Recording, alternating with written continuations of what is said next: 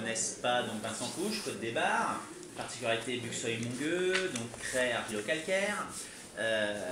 Ce qu'on a goûté, on a plutôt goûté des vieux vins dans l'ensemble. Alors là, je suis complètement à l'opposé, vous m'excuserez, c'est un 15 mois d'âge. C'est une vendange 2009. Pour moi, c'est peut-être pas forcément mon meilleur vin, c'est même sûr. Pour une simple raison, c'est que je suis passé officiellement en conversion en 2008, donc en bio et en Déméter. Et c'est un gros souci quand même, c'est qu'on est obligé, moi j'avais des systèmes de Solera, de vieux vin et on mélange et on truc. Le problème c'est que là, administrativement, ça c'est mes premières cuvées qui sortent issues de raisins en conversion biologique. Donc c'est mon rosé. C'est pour ça que j'ai le droit en 2009, donc j'ai pas pu mettre de 2008 avec ou de 2007, c'était mon habitude. Non, parce qu'il n'est pas millésimé, il est non officiel millésimé, mais c'est un pur vendange 2009 parce que administrativement, pour pouvoir me dire qu'il est bio, entre guillemets, même si c'est marqué conversion, je suis obligé. Je vais avoir le même souci cette année, puisque officiellement je suis AB et Déméter en 2011. Donc il y a une partie des vins qui vont être, entre guillemets, disqualifiés pour être en conversion, voire disqualifiés pour être traditionnels, et puis une partie va être pure bio. Ça c'est un problème administratif. Donc c'est pour ça que pour moi c'est pas le mieux, parce que j'ai moins de choix que d'habitude. Là, alors, souvent on me dit saignée, ou chez Anne-Marie m'a demandé si c'était un saignée haute. Bah, je dis non.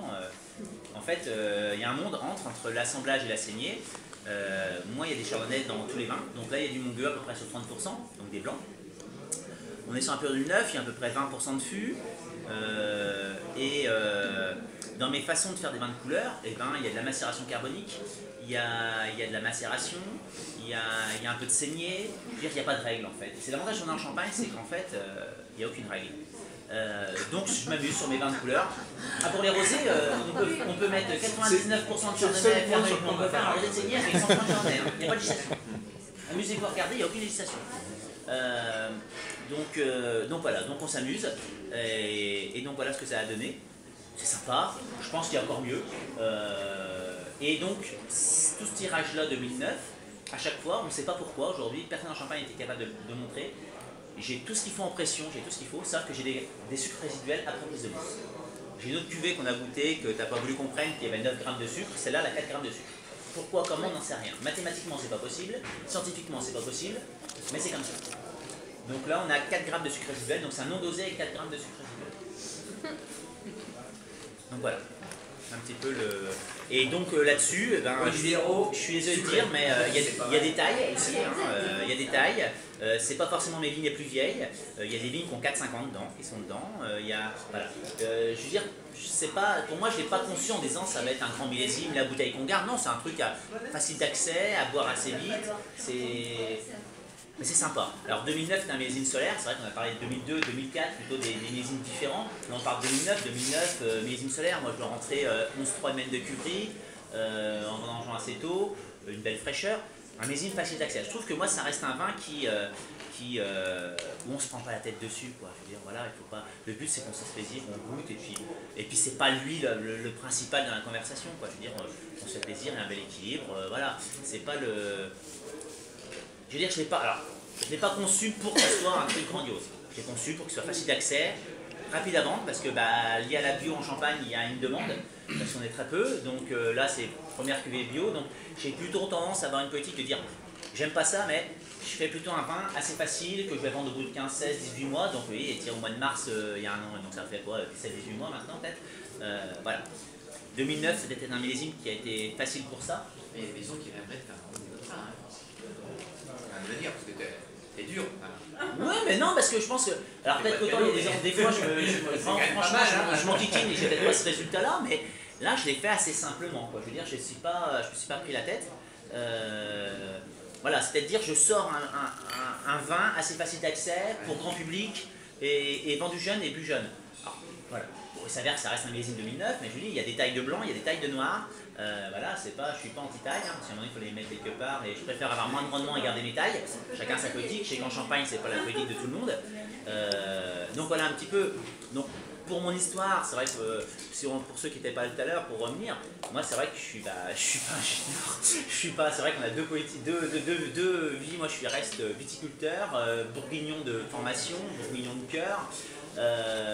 Et je pense qu'avant tout, le vin, il ne faut pas se prendre la tête, il faut se faire pour soi, il faut se faire plaisir.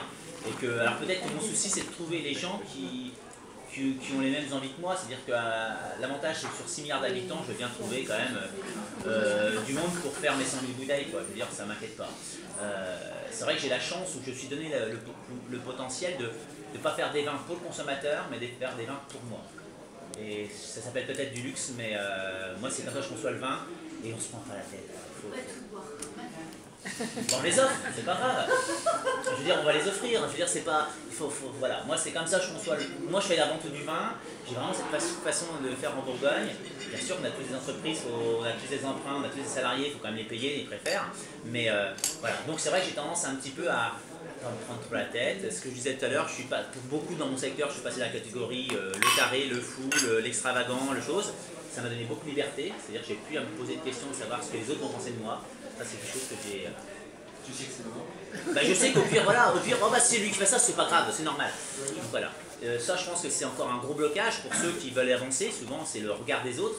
Mais on a fait partie à la Viti des premiers à créer les cours de bio, donc on était en 93. On était par différents biodynamistes en Bourgogne et puis partout en Champagne. Et souvent le problème c'est ça, c'est la famille, le regard des autres. La bio a évolué énormément, hein, je veux dire dans les années début 90. Et puis aujourd'hui, dans les débuts des années 90, vous alliez voir votre banquier, vous disiez j'étais en bio, il ne vous prêtait pas. Maintenant vous dites vous êtes en bio, il va vous prêter plus facilement parce que ça veut dire quelqu'un qui est. Donc, moi j'ai peut-être encore, parce que je suis dans ce principe-là, c'est que c'était la peur du différent, la peur de faire différemment. Donc c'est vrai que je suis rentré par plaisir et accepter d'être critiqué. C'est vrai qu'aujourd'hui, j'ai tendance à rentrer peut-être plus dans un cadre où c'est favorable. Mais c'est pas grave, quoi. Le vin, notre patrimoine, mon grand-père a fait des vignes au même endroit. Nous, on peut, hormis des vignes et peut-être des cerisiers comme à Irancy, on a peut-être un terroir, peut-être des choses comme ça. On ne mettra pas d'agriculture, ça va mal pousser. Je veux dire, il faut peut-être qu'on passe un peu d'élevage. Donc la vigne, ça s'est mis là. Si pendant plus de 100 ans on a fait de la vigne à cet endroit-là, il y a des raisons. Donc c'est un potentiel, c'est un patrimoine, il ne nous appartient pas. Je pense qu'on n'en est que intermédiaire. Et ça, il ne faut pas l'oublier. Donc, à nous de ne pas l'abîmer, de ne pas le perdre. Donc voilà, comme ça, c'est comme ça que je consomme mes vignes, c'est comme ça que je consomme mes vins. C'est vrai que je le fais assez simple. Après, j'aimerais bien faire